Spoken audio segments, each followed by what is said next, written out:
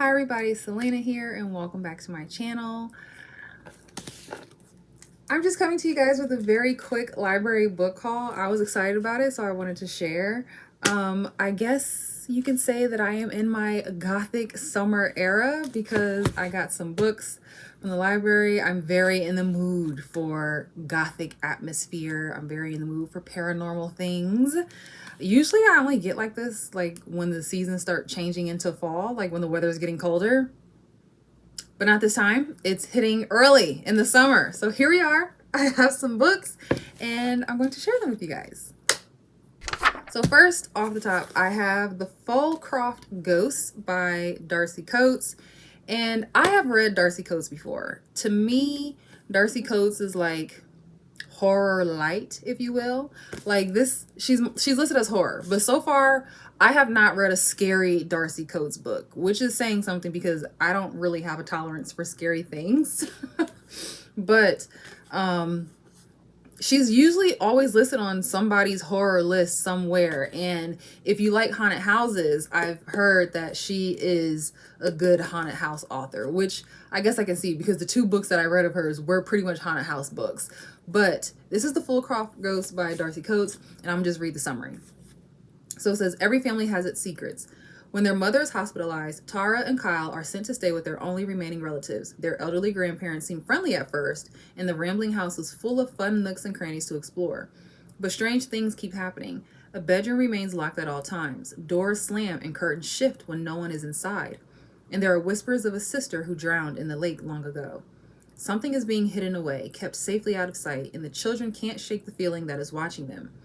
When a violent storm cuts off their only contact with the outside world, Tara and Kyle must find a way to protect themselves from their increasingly erratic grandparents and from the ghosts that haunt the Folcroft house. But can they ever hope to escape the unforgivable secret that has ensnared their family for generations? I don't know.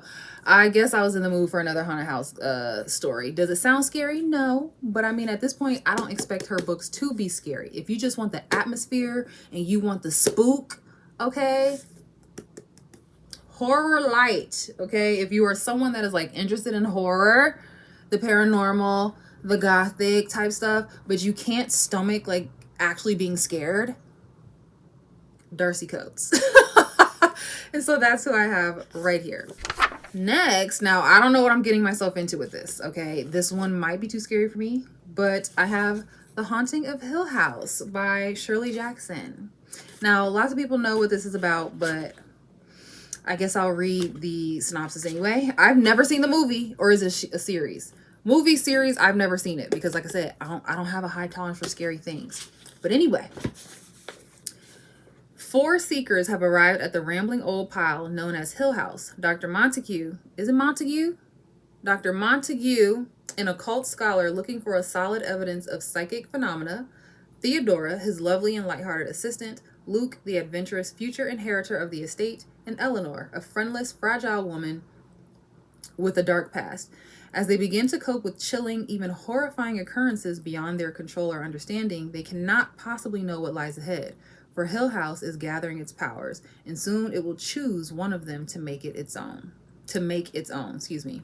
This was originally published in 1959. I don't know what my mouth is doing. It was originally published in 1959 and was actually regarded as the greatest haunted house story ever written. So this sounds like the house is like its own character, which I think that makes a good haunted house book when the house itself becomes its own character. But we'll see. Like I said, I don't know if this is actually scary like in book form, but I'm pretty sure the movie or the series or whatever it was scary. But we'll see. I'm just here for the spook in the atmosphere, but not actually being scared. Next, this is The Raven and Other Tales and Poems by Edgar Allan Poe. So I think this needs no explanation. In the world of the Gothic, Edgar Allan Poe is probably like the leading name, if not one of the leading names. So I have a collection of his stories, his short stories, and his poems. So I'm going to give that a read. Then I have The Starling House by Alix Harrow. Yes, Alix or Alix Harrow. And this is actually categorized as fantasy. So I believe this is supposed to be more like a gothic fantasy, paranormal fantasy. I'm not entirely sure. But from what I remember about like people speaking about this book, they said it was pretty good. So I was going to give it a try, and it sounded interesting when I read the synopsis. Here we go. Opal is a lot of things: orphan, high school dropout, full-time cynic, and part-time cashier. But above all, she's determined to find a better life for her younger brother Jasper. One that gets them out of Eden, Kentucky, a town remarkable for only two things: bad luck and E. Starling, the reclusive 19th century author of The Underland, who disappeared over 100 years ago. All she left behind were dark rumors and her home. Everyone agrees that it's best to ignore the uncanny mansion and its misanthropic heir, Arthur. Almost everyone, anyway. Opal has been obsessed with the Underland since she was a child. When she gets the chance to step inside Starling House and make some extra cash for her brother's escape fund, she can't resist. But sinister forces are digging deeper into the buried secrets of Starling House, and Arthur's own nightmares have become far too real. As Eden itself seems to be drowning in its own ghosts, Opal realizes that she might finally have found a reason to stick around. And now she'll have to fight. Welcome to Starling House. Enter if you dare. Another haunted house book? So 3 out of the 4 that I have for my library, I feel like they're firmly planted in the haunted house book theme, you know, and then we have the collection. I did also get the ebook for Carmilla. I will put that up on the screen, which is the vampire book that predates Dracula. So everyone knows about Dracula. I feel like not as many people used to know about Carmilla, but now like the word is getting out there. I've been told that it's sapphic vampires or something along those lines. I don't really know what the synopsis is, but it was published 25 years before Dracula ever was. So I'm gonna give that a go. I got it from the Libby app. Did I say that already? I borrowed it on the Libby app. So that's 5 books in total that I'm trying to read this summer because I've been slacking on my reading. I just haven't been in the mood. It's as simple as that. I have not been in the mood, but I am ready to get back into reading. So I use my library card.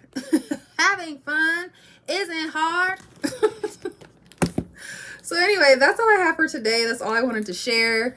If you've read any of these, please tell me which ones you liked. Don't spoil anything now, but tell me which ones you liked because I'm ready to be in my gothic summer era. But anyway, that's all for today. Thank you all for watching if you made it to the end of this video, and I will talk to you again soon. Bye.